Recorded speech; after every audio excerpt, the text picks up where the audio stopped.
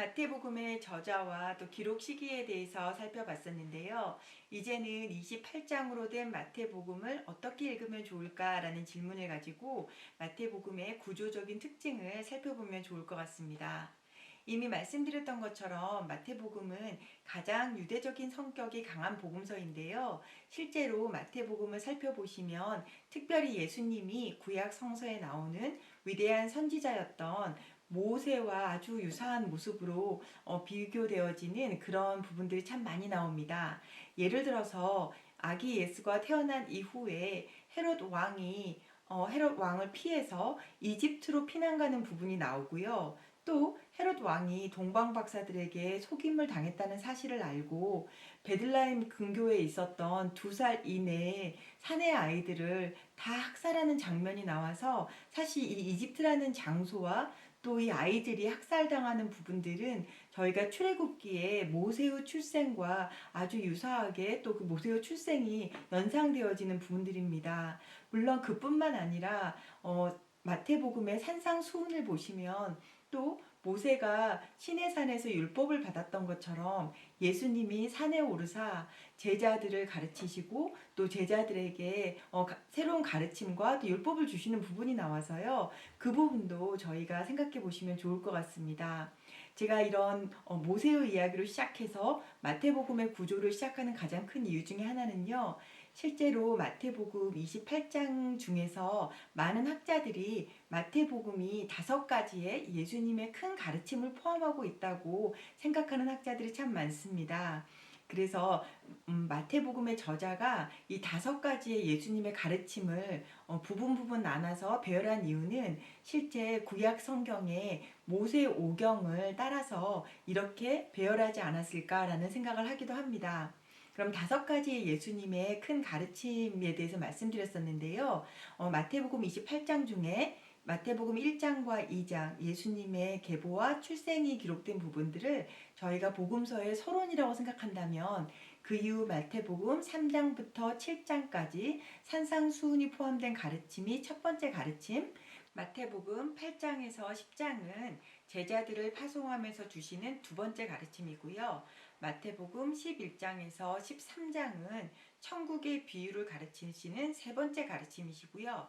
마태복음 14장에서 18장은 교회 생활에 대한 가르침이신 네 번째 가르침이시고요. 그리고 마지막 5번째 가르침은 마태복음 19장에서 25장, 즉 마지막 때에 대해서 예수님이 하시는 가르치심입니다. 그리고 마태복음 26장부터 28장까지 마지막 예수님의 순환과 십자가의 죽음 그리고 부활을 결론이라고 생각한다면 저희가 서론과 결론을 빼고 중간에 있는 5개의 예수님의 가르침을 생각하면서 마태복음을 나눌 수 있을 것 같습니다. 이 5가지 가르침을 조금 더 자세히 살펴보게 되면요. 각 가르침의 마지막 절에 똑같은 말들이 후렴구처럼 반복되는 것을 저희가 발견할 수 있는데요. 예를 들어 예수님께서 각 가르침이 끝나는 마지막 부분에 예수께서 이 말씀을 마치시고 라고 마태복음의 저자가 끊임없이 동일하게 반복하고 있습니다. 그리고 마지막 가르치심을 마치셨을 때에는 마태복음 26장 1절인데요. 예수께서 이 말씀을 다 마치시고 라고 기록하고 있습니다. 그래서 아마도 마태복음의 저자는 이미 머릿속에 이렇게 5가지의 가르침을 기록할 것을 생각해 두고 하지 않았을까라는 그렇게 생각을 해도 과언이 아닐 것 같습니다. 또 한 가지 저희가 생각하고 넘어갈 부분 중에 하나는요. 마태복음 처음 시작을 보시면 예수님의 출생에 대해서 기록할 때 마태복음은 임마누엘이라는 표현을 쓰게 되는데요. 하나님이 우리와 함께 하신다라는 약속으로 마태복음이 시작하는데요. 또 마태복음의 맨 끝 예수님의 지상 명령이 기록된 마태복음 28장을 보시면 예수님께서 내가 끝날까지 너희와 함께 하리라 라는 약속으로 마무리 지어지게 됩니다. 즉 마태복음을 쭉 읽으시다 보면 처음부터 끝까지 하나님의 함께하심 또 예수님의 함께하심이 약속된 복음서라고 해도 좋을 것 같습니다. 실제로 마태복음 중간에 읽으시다 보면 너희 둘 이상이 모인 곳에 내가 너희와 함께하리라 라는 표현들이 참 많아요.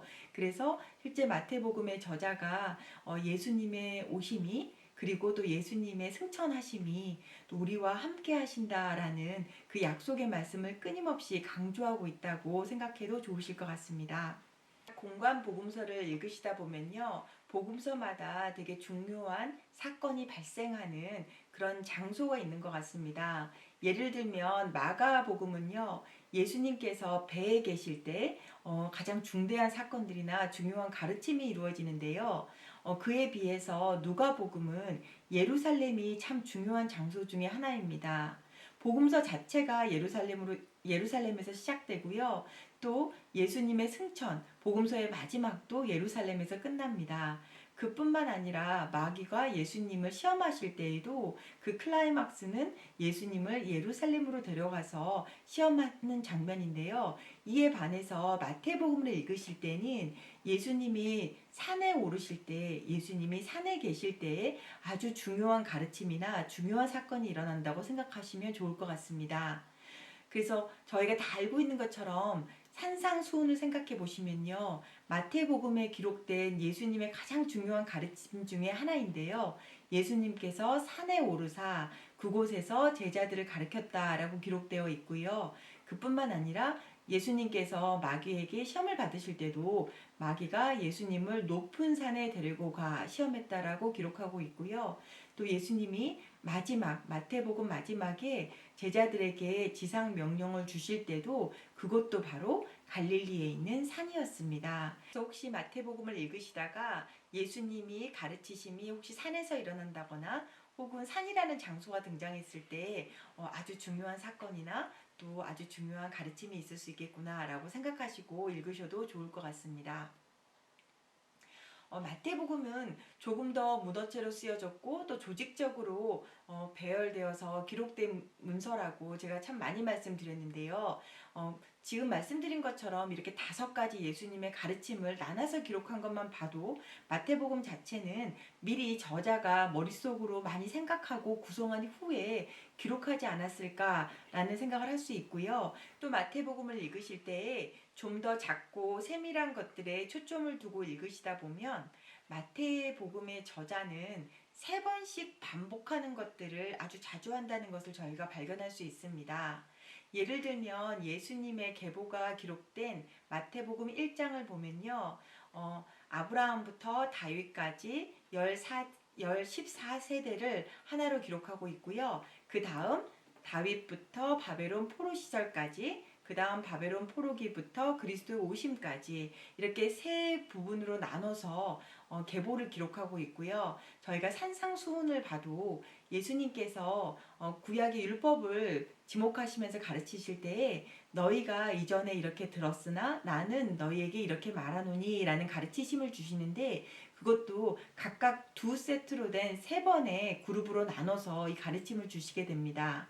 그뿐만 아니라 마태복음에는 또 많은 사람들이나 혹은 또 동물도 2명씩 또는 2마리씩 등장하는 경우들이 있는데요.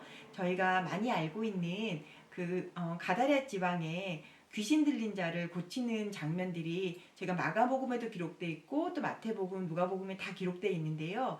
마태복음에서는 특별히 가다랴 지방에 귀신 들린 자가 2명이 있었다고 기록하고 있고요.